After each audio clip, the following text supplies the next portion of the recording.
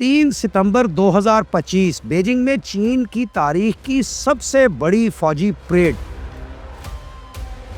YJ-20, YJ-15 hypersonic missiles American aircraft carriers के लिए खतरा।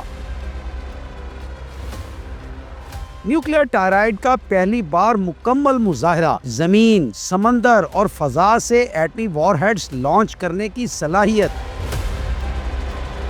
DF-5C मिसाइल 20,000 किलोमीटर रेंज, एक से ज्यादा वॉरहेड्स के साथ साइबर वॉर, ड्रोन्स और लेजर हथियार भी दिखाए गए। शी जिनपिंग, पुतिन और किम जोंग उन एक साथ प्लेटफॉर्म पर, नई आलमी सफबंदी का इशारा, मगरिब में तशवीश। क्या ये नई सर्द जंग का आगाज है? ये सब कुछ देखिए इस वीडियो में।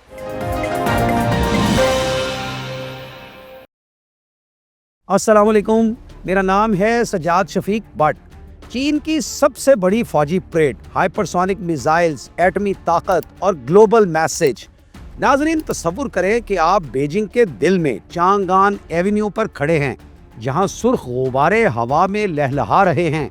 10,000 से ज्यादा सिक्योरिटी एहलकार, 100 से जायद हवाई जहाज, सैकड़ों जमीनी गाड़ियां। ये कोई फर्जी फिल्मी मंजर नहीं, बल्कि ये शानदार परेड है, चीन की ताकतवर तरीन और तारीखी फौजी परेड का मंजर, जिसमें वो अपना मुस्तकबिल बताना चाह रहा है। आज हम इस नशिस्त में देखेंगे हाइपरसोनिक मिसाइल्स की तेज रफ्तारी, समझेंगे चीन की जौहरी ताकत का नया चेहरा और जानेंगे वो आलमी पैगाम जो इस शानदार परेड ने भेजा।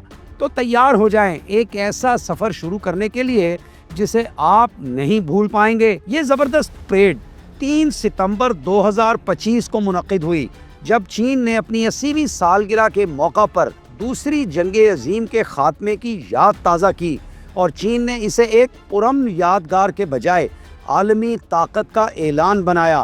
परेड की तारीफ बीजिंग के चांगआन एवेन्यू में हुई, जहां शी जिनपिंग अपने रूसी हम मनसब पुतिन और शुमाली कोरिया के किम जोंग उन के साथ खड़े थे। ये मंजर एक ही प्लेटफॉर्म पर 3 न्यूक्लियर ताकतों का इज्तिमा था और एक वाज़ेह पैगाम कि यूरोपी या अमरीकी हुक्मरानी का दौर अब ख़त्म हो चुका है।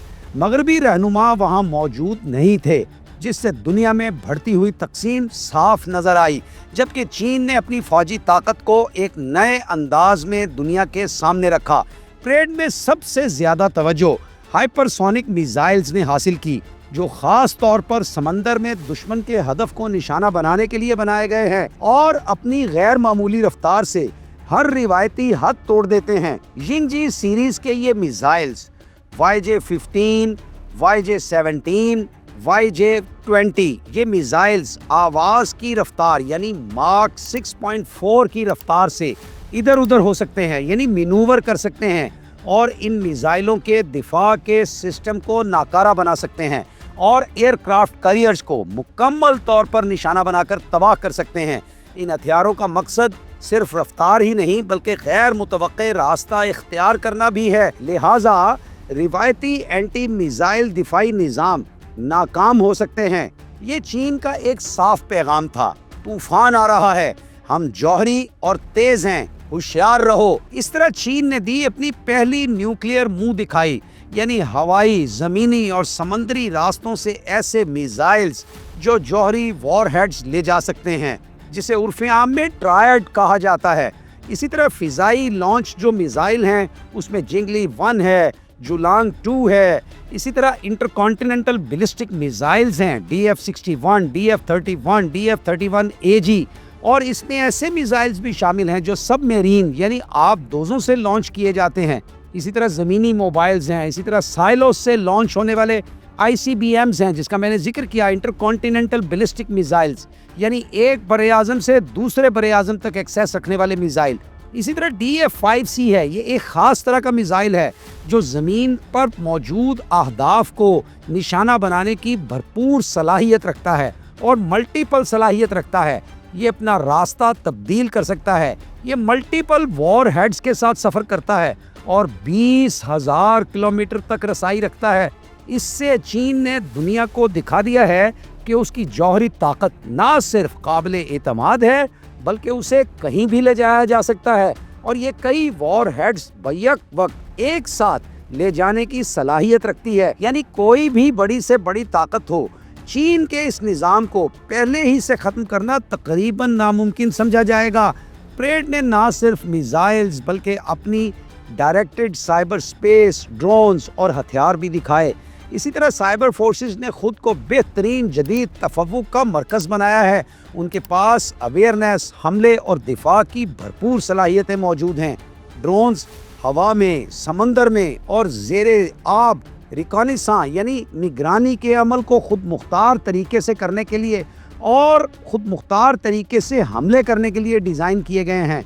इसी तरह लेज़र और हाई पावर माइक्रोवेव हथियार बनाए गए हैं जो नुमाइश में पेश किए गए ड्रोन्स हैं और दुश्मन के आलात को नाकारा बनाने के लिए तैयार ऐसी मशीनें इस परेड में दिखाई गई हैं कि तख़य्युल भी उसका तसव्वुर करने से महरूम है। ये चीन की तकनीकी जंग में खुली तकलीद हैं और चीन अपनी क़ुव्वत को भरपूर तरीके से दुनिया को दिखा रहा है। इससे चीन ने बता दिया कि उसकी फ़ौज सिर्फ रिवायती नहीं बल्कि डिजिटल, खुदकार और तवानाई पर मबनी जंग के लिए भी पूरी तरह तैयार है। चीन की ये परेड सिर्फ हथियारों की नुमाइश नहीं थी बल्कि एक आलमी सफारती और ताकतवर पैगाम थी। चीनी सदर शी जिनपिंग ने ऐलान किया कि आज इंसानियत को इंतखाब करना है, अमन या जंग, बातचीत या तसादुम। किम जोंग उन और पुतिन की मौजूदगी ने चीन के एक्सिस ऑफ अपहीवल के तस्वुर को तक़वियत दी। एक्सिस कहते हैं महवर को और अपहीवल कहते हैं बहुत बड़ी किस्म की हलचल को।